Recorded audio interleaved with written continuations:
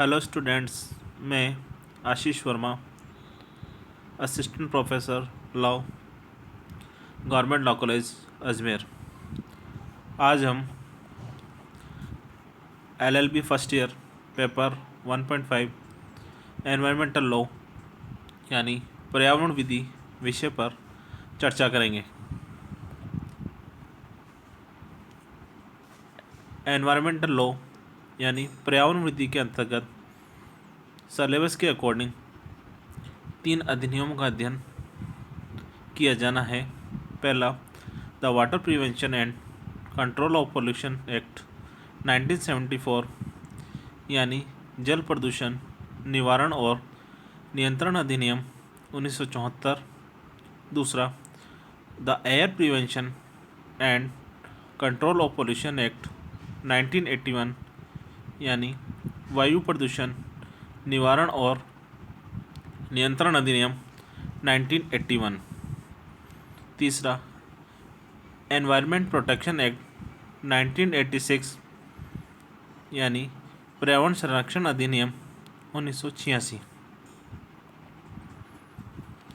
आज हम environment and constitution law यानी पर्यावरण और संवैधानिक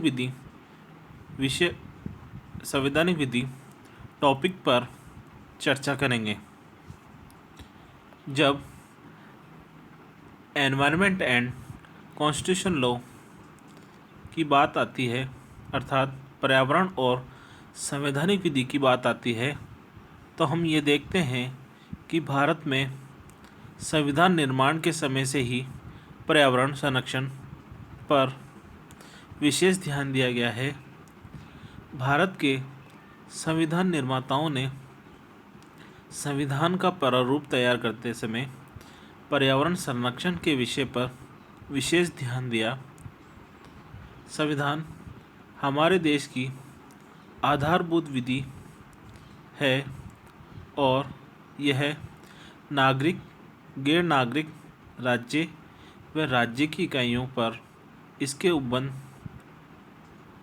लागू होते हैं और वे उन्हें मानने के लिए बाध्य है। अतः हमारा यह संवैधानिक दायित्व है कि हम पर्यावरण संरक्षण संबंधी संवैधानिक उपबंधों को जानें, समझें, उनका पालन करें।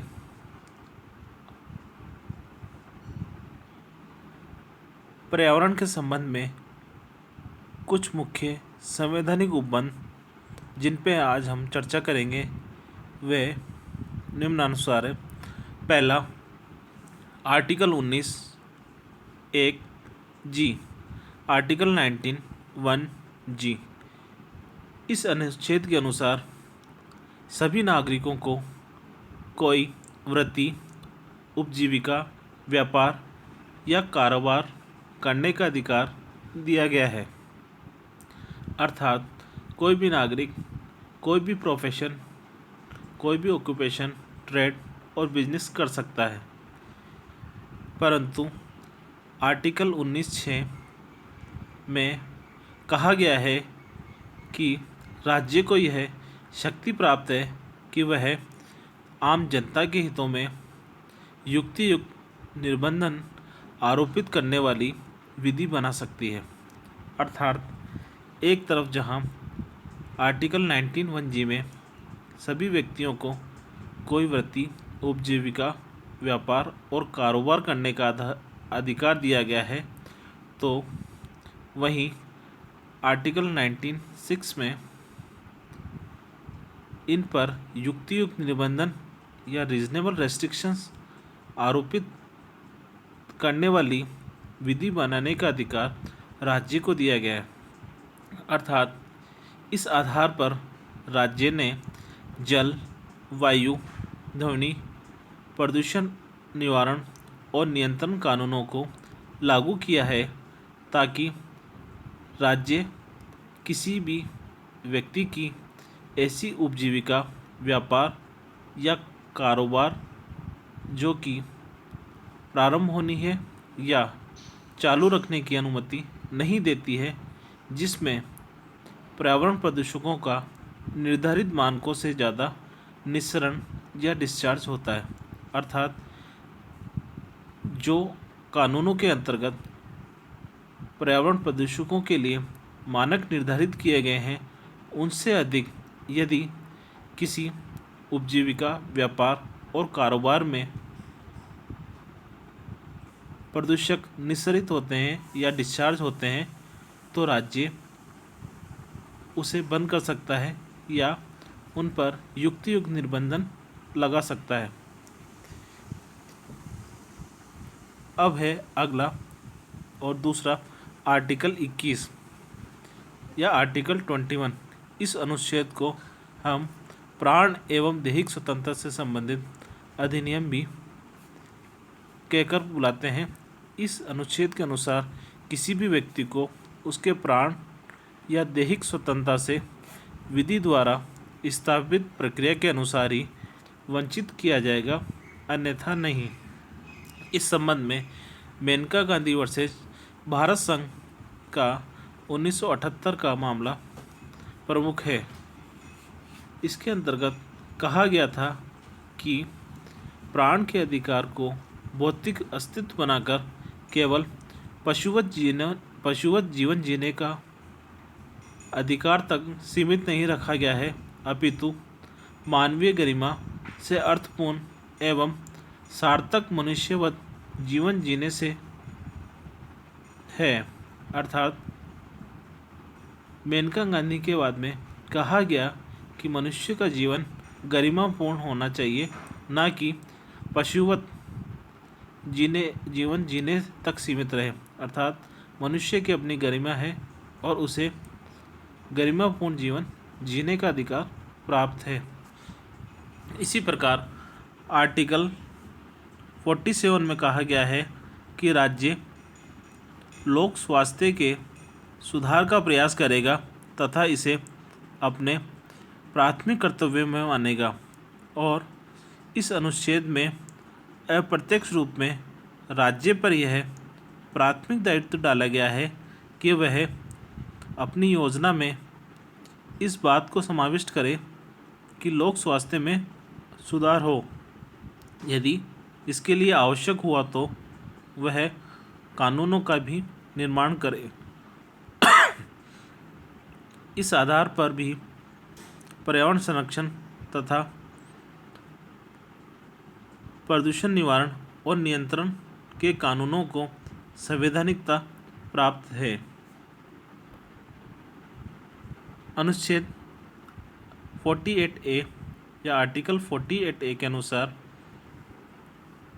कहा गया है या बताया गया है कि राज्य देश के पर्यावरण संरक्षण तथा संवर्धन का कार्य करे और वन तथा वन्य जीवों की रक्षा करने का प्रयास करेगा। इस अनुच्छेद को भी संविधान के 42वें संशोधन अधिनियम 1976 द्वारा इंसर्ट किया गया है या अंत्यस्थापित किया गया है। ये अनुच्छेद संविधान के भाग 4 के नीति निर्देशक तत्व के शीर्षक में समावित होने से राज्य पर यह संवैधानिक दायित्व डालता है कि वह ऐसी नीतियां बनाए जिससे पर्यावरण का संरक्षण हो सके तथा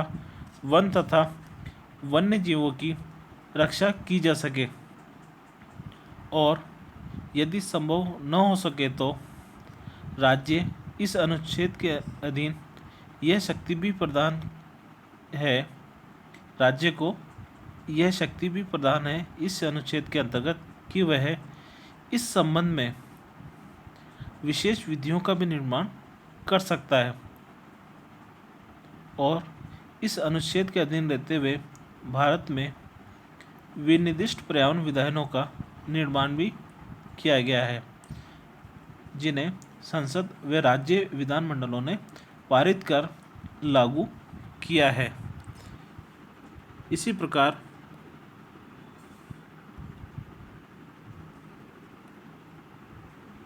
आर्टिकल 51A जी के अनुसार भारत के प्रत्येक नागरिक का यह कर्तव्य होगा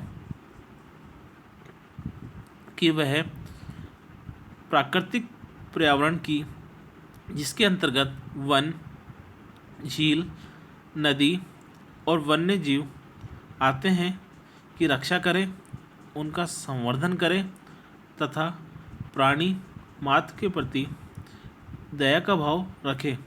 इस अनुच्छेद को 42वें संविधान के 42वें संविधान संशोधन अधिनियम 1976 के द्वारा संविधान के भाग 4A में अंतःस्थापित या इंसर्ट किया गया है।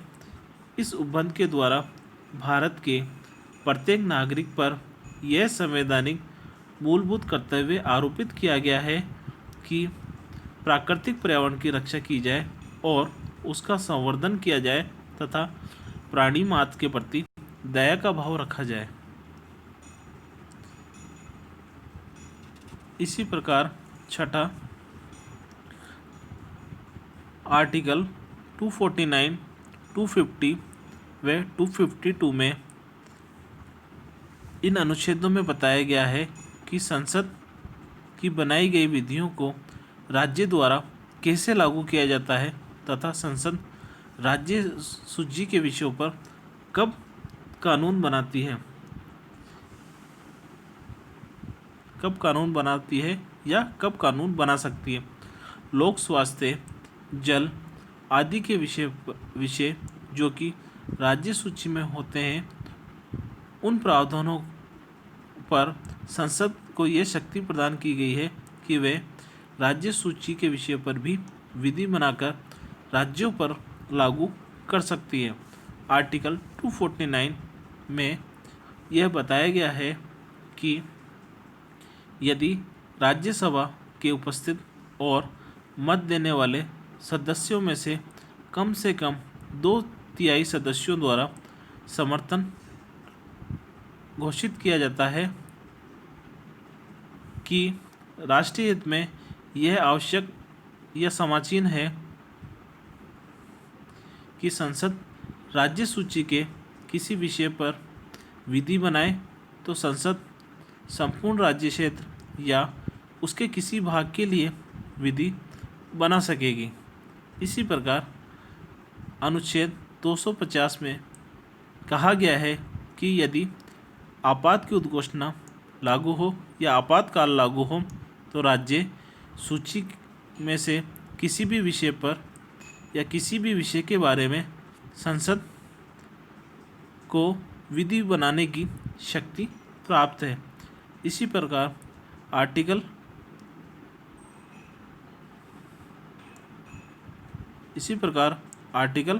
252 के अनुसार बताया गया है कि 2 या अधिक राज्यों के लिए उनकी सहमति से विधि बनाने की शक्ति संसद को प्राप्त है और इस प्रकार बनाई गई विधि को अन्य राज्य भी बाद में अपने यहाँ लागू कर सकते हैं।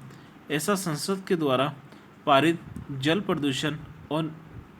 प्रदूषण निवारण और नियंत्रण अधिनियम के संबंध में राज्य द्वारा पूर्व में किया जा चुका है। अब है 7वां आर्टिकल 253। इसके अनुसार संसद को अंतर्राष्ट्रीय सम्मेलन, संगम या निकाय में पारित किए गए किसी विनिश्चय या निर्णय के कार्यान्वयन के लिए भारत के संपूर्ण राज्य क्षेत्र या उसके किसी भाग के लिए कोई भी विधि बनाने की शक्ति प्रदान की गई है। इस अनुच्छेद के अनुसार ही स्टॉकहोम घोषणा 1972 में लिए गए विनिश्चयों के कार्यान्वयन हेतु भारतीय संसद ने वायु प्रदूषण निवारण और नियंत्रण अधिनियम 1981 तथा पर्यावरण संरक्षण अधिनियम 1986 पारित कर लागू किया था।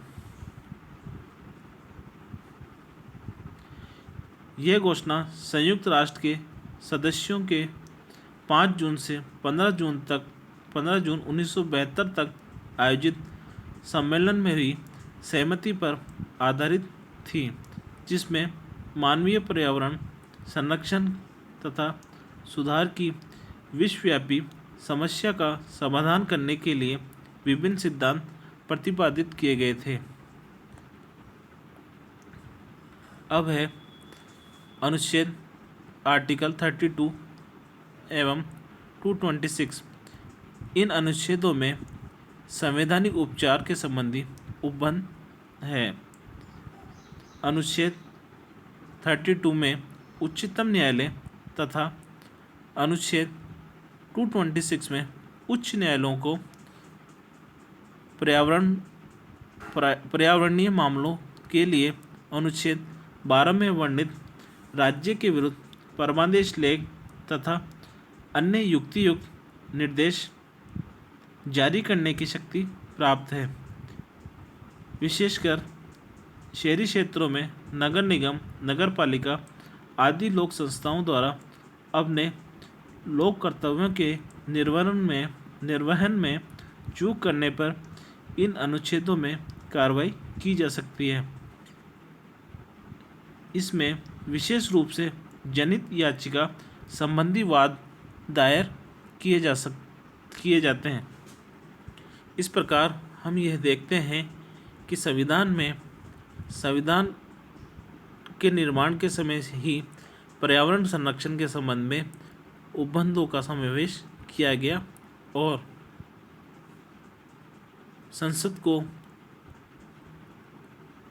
कानून बनाने की शक्ति प्रदान की गई और इसके उपचार के लिए आर्टिकल 32 और 226 में जनहित याचिका संबंधी प्रावधानों का भी समावेश किया गया और राज्य पर यह कर्तव्य अधिरोपित किया गया कि वह लोक स्वास्थ्य के सुधार का प्रयास करेगा और इसे अपना प्राथमिक कर्तव्य मानेगा और इसी के साथ भारत के प्रत्येक नागरिक का ये कर्तव्य भी होगा कि वह प्राकृतिक पर्यावरण की, जिसमें वन, झील, नदी और वन्यजीव आदि आते हैं, कि उनकी रक्षा करेगा और उसका संवर्धन करेगा और सभी प्राणी मात्र के प्रति दया का भाव रखेगा और वन्य जीवों की रक्षा करने का भी प्रयास करेगा। और इसके अंतर्गत यह भी कहा गया है कि जब व्यक्ति को कोई कारोबार, व्यापार, वृत्ति और उपजीविका करने का अधिकार दिया गया है तो वह उनका संचालन निर्धारित मानकों के अधीन ही करेगा और जो मानक निर्धारित किए गए हैं उससे अधिक पर्यावरण प्रदूषकों का निस्सारण या डिस्चार्ज पर्यावरण में नहीं करेगा और पर्यावरण संरक्षण में अपनी महत्वपूर्ण भूमिका निभाएगा। और यह भी कहा गया है कि मनुष्य को जीवन जीने के अधिकार में गरिमापूर्ण जीवन जीने का अधिकार प्रदान किया गया है। उसे पशुवत जीवन जीने के अधिकार तक सीमित नहीं रखा गया है, अपितु उसके जीवन जीने में मानवीय गरिमा से अर्थपूर्ण एवं सार्थक मनुष्यवत जीवन जीने का अधिकार प्रदान किया गया है। अतः